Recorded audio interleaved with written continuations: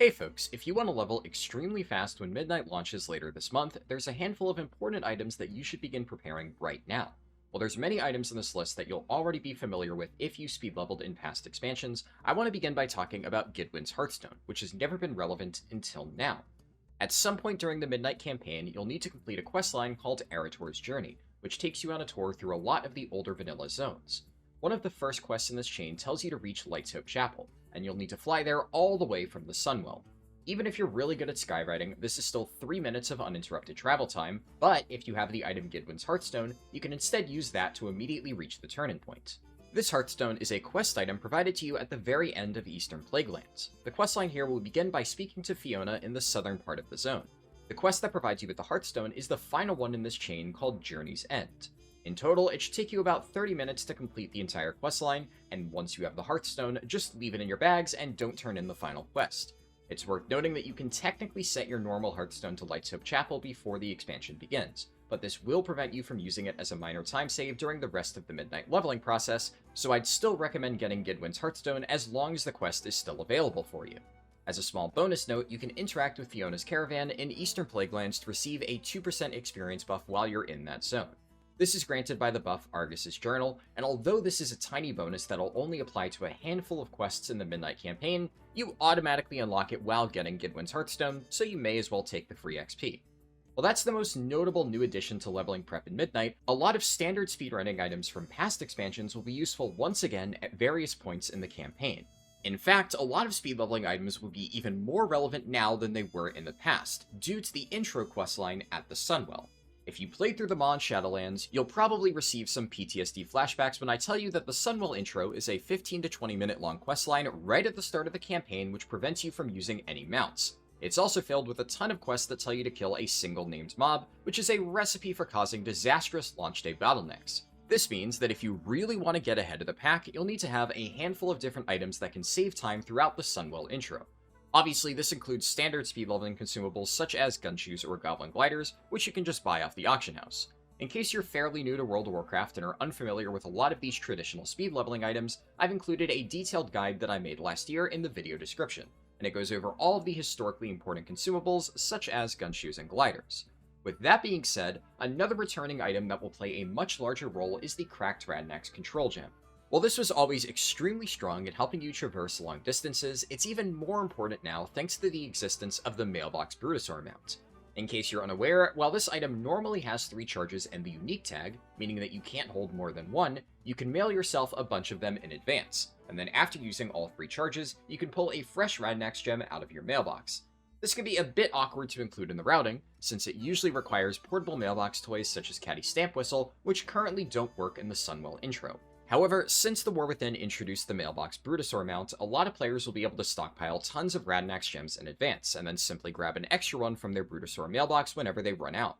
As I said before, mounting is disabled for most of the Sunwell intro, but there is a brief section of the questline where it is enabled, so this would be an ideal spot to restock your Radinax gems. Even if you don't have access to the $90 store mount, having at least a single Radinax gem will be invaluable for speed leveling, as there is one spot in particular where it is exceptionally good. There's a quest in the Sunwell intro that requires you to run towards an area of the beach while repeatedly being slowed by void energy. The quest expects you to take shelter in nearby bubbles, which resets the slowness debuff. However, if you have a Radinax gem, you can just blitz straight to the end while being entirely unaffected by the slow. As a little bonus, you're also still able to obtain an oddly shaped horn from this Mushan in Pandaria, which effectively functions as an extra copy of the Radinax. Unfortunately, if you remember using another item called the Tuft of Yak Fur in previous expansions, this was nerfed in the War Within to only work in Pandaria. Speaking of items that are obtained in Pandaria, our old friend the Falling Flame has returned once more. Now, I have good news and I have bad news. The good news is that there's no situation like what we had in Dragonflight where the Falling Flame was borderline mandatory for skipping the intro roleplay. The bad news is that this is still an incredibly useful item that will save time somewhere in the leveling process, most likely in the Silver Moon intro. Right now, I'm still unsure of exactly where you'll be using the Falling Flame, but I've identified a few spots where it can shave off a few seconds. Due to the restrictive 1-hour cooldown, you'll only be able to use the Falling Flame in a handful of specific locations, but like I said, I'm still confident that it'll save time somewhere. If you don't want to bother farming a Falling Flame this time around, I completely understand, But I will note that when it comes to potential bottlenecks such as the Sunwell intro, every second of time saved can make a huge difference. There's yet another fancy move speed item similar to the Radinax control gem called the Shadowflame Rockets, but this one is a bit more complicated to set up. Unlike all of the previously discussed items, which are consumables that sit in your bags and can be used without any restrictions, the Shadowflame Rockets are an item from Dragonflight Engineering, which needs to be socketed into an engineering gear piece before it can actually be used. Even though this item is from Dragonflight Engineering, there are still multiple War Within crafted items from Engineering that come with tinker slots, and the Dragonflight tinkers can still be placed into those sockets. Now, obviously, it requires a bit more investment to get this item set up, since you need to have enough crests to craft an ideal pair of engineering bracers, and if you're like me, you may have previously been using an embellishment in your bracer slot. The good news is that a later section of this video will recommend recrafting both of your embellishments regardless, so if you really want to level as quickly as possible, there's not much of a downside to crafting engineering bracers. Also, it's worth noting that anyone can craft and use the bracers and associated tinkers without any skill in engineering, but there is a much higher likelihood of the effect backfiring if you don't have the associated profession knowledge, which lowers the chance of it occurring. This means that while all players can technically take advantage of this item, you'll ideally want to get at least a small amount of skill in War Within Engineering to minimize the chances of backfiring, as this will make the Shadowflame Rockets far more consistent for use on Midnight's launch. So, with all of that being said, why is this item so important that it's worth going through all of this effort just to enable it? Effectively, Shadowflame Rockets is like a supercharged version of the Radinax. It starts off a bit slow, but it quickly builds up speed until it's able to move significantly faster than any other method of travel. The item is still a bit finicky due to the backfire chance, and also because it breaks if you try to jump or collide with any enemy, and this includes random 1 HP critters. Oh, and there's also a 5-minute cooldown, and it shares a CD with your damage pots. Now, due to all of these downsides, I have long thought that the Shadowflame Rockets weren't that useful, to the point where I didn't even include them in my preparation guide for the War Within. If you're just viewing the Rockets as an extra use of the Radinax gem, then I would agree that the cons outweigh the pros. However, there's one final upside to the Rockets, namely the fact that they can be used indoors. All of the items we've discussed, Gunshoes, Radinax, etc., require you to be outside, which means they're directly competing with your ability to ride your mount from point A to point B. In the vast majority of cases, once you're able to use your flying mounts, these consumables will be noticeably slower than optimized skyriding, and the only reason they're so important is because of the mounting restrictions during the Sunwell intro. In this context, the Rockets don't appear to be that strong, but there's countless areas throughout the rest of the campaign where you need to quickly traverse an indoor area, and in these situations, they are the only possible item you can use. Just to give one quick example, during the aforementioned Arator questline, you'll need to go all the way into the back area of the Paladin Order Hall beneath Light's Hope Chapel. Upon collecting a few relics, you're told to return to Alonsis Fowl outside the chapel. Since this is an indoor area, it would normally take about 20 to 30 seconds to run back to the quest giver, but if you have Shadowflame Rockets, you can quickly blast back up the stairs and reach the turn-in point at a ludicrous speed. I'm still actively testing the Midnight campaign, and I'm sure that I'll find at least a few more spots where the Shadowflame Rockets are incredibly useful, but I can already say based on my current testing that it'll be an incredible time save. And honestly, the item is just very fun to use, so I think it's worth the investment to get everything set up regardless. Now's probably a good time to discuss the other crafted gear suggestions that I alluded to earlier. Crafted gear embellishments as a whole were never a major source of character power, but a lot of the more popular choices got disproportionately nerfed by the recent item level squish, and many of them now provide a completely insignificant effect. For this reason, I'd recommend replacing your current embellished items with 2 copies of Prismatic Nullstone, which amplifies the effectiveness of your Blasphemite gems. Just to recap for any new players, in the War Within you can put one of 3 types of primary stat Blasphemite gems in your gear, and each one has a different effect. For leveling, the one we're interested in is Elusive Blasphemite, which provides you with 2% additional movement speed for each unique socketed gem color. If you have one of each gem color, including an Amber Stamina gem, this provides you with a flat 10% move speed bonus, and this stacks additively with other move speed effects. If you then add on 2 Prismatic Nullstone embellishments, you'll then receive an additional 5% move speed from this bonus. Trust me, this is a far more significant leveling benefit than any minuscule damage gains from the other embellishments. Also, while you can technically apply this effect in any slot, I would personally recommend crafting it on a ring or necklace, as you will never replace a 167 crafted jewelry piece for the entirety of the 80 to 90 leveling process. During leveling, jewelry will often drop without any sockets, and even if it happens to roll a single socket, you still need to manually place a gem inside, and even then, you'll still have one less socket than a War Within crafted item.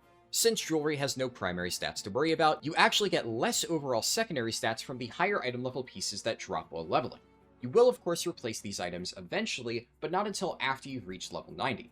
On the topic of gearing, while you'll generally want to equip your highest item level piece in other slots, trinkets are an obvious exception, and there's a few in particular that are extremely good for leveling. Unquestionably, the best possible trinket that you can get for midnight leveling is the Perfidious Projector. Unused damage trinkets like Manic Reef Torch or Beacon to the Beyond have always been extremely strong for leveling, but unlike Shadowlands and Dragonflight, which had faded seasons that made older raids relevant, the pool of viable trinkets in the War Within is far more limited. The only real on-use upfront damage trinket in this entire season is Perfidious Projector, which drops off Nexus King Saladar. Thankfully, this trinket is actually very strong for leveling, but if you aren't able to win one from raid, you may need to spend some of your cartel dinar in order to purchase it on hero or myth track. When it comes to optimal leveling trinkets, you'll generally want to have one slot dedicated to unused trinkets which you can cycle through after dropping combat. While trinkets always have a 30-second internal cooldown after a swap, this trick allows you to cast an on-use effect roughly every minute. And if you have 2 or more good trinkets to cycle through, this is very powerful. The best trinket that you can choose to alternate with the projector is called Chaotic Nethergate, and thankfully this one is much easier to obtain. Nethergate is a trinket from Delves, which means it can only go up to hero track at the absolute highest, but it's still extremely strong for leveling. It's possible to receive this as a random reward from completing a delve, but you can also buy a guaranteed copy of it by speaking with Zaran at the end of a tier 9 or higher delve. This vendor sells hero track versions of delve trinkets for a currency that drops off bountiful coffers, making it extremely easy to farm with just a tiny bit of effort. The nice thing about Projector compared to Nethergate is that they both have their own use cases. Projector deals great upfront damage to a single target, with some bonus damage split amongst everything it hits. Meanwhile, the single target damage of Nethergate is quite bad, but it deals uncapped AoE to all targets hit by the effect, so it's especially strong in large AoE pulls. While leveling, you should create a macro like the one shown on screen, #showtooltip, and then /use13. Putting this on your bars will create a button that automatically updates to reflect whatever trinket is currently in your 13th armor slot. You can then drag and drop your trinkets onto your bars, and then when you want to switch, you just click on the button and the macro will automatically update to reflect that. This system allows you to cleanly switch between any unused trinkets of your choice as you level up. While that covers one of your 2 trinket slots, your other slot should always be occupied by a passive proc damage trinket. Thankfully, there's many solid options to use in this slot, and you may already have one that you can use from the previous season. However, based on my testing, the strongest option for this slot is Screams of a Forgotten Sky. It does high unconditional upfront damage, and the on-death explosion is actually quite relevant in a leveling context. Although there are other similar trinkets, especially for tanks, some of these require a bit of time to ramp up, or they end up doing slightly less damage in practice. If you already have a myth or hero version of another solid passive trinket, you should be fine running that for leveling. But if you have a spare dinar that you haven't spent yet, I do think that Screams is strong enough to be worth buying. The final items that I want to remind people about are the guild experience banners that you can buy in Orgrimmar or Stormwind. These aren't flashy, but they're still an effective way to boost your mob kill experience, provided that you actually remember to drop them while leveling. The easiest way to do this is by creating the macro shown on screen, which automatically places the strongest available banner that is off cooldown. This means that you can effectively bind all 3 of them to a single button, and then just press that whenever you're about to round up and kill a large group of mobs. I'll put this macro, and the previous one for trinket swapping, in a pinned comment below the video.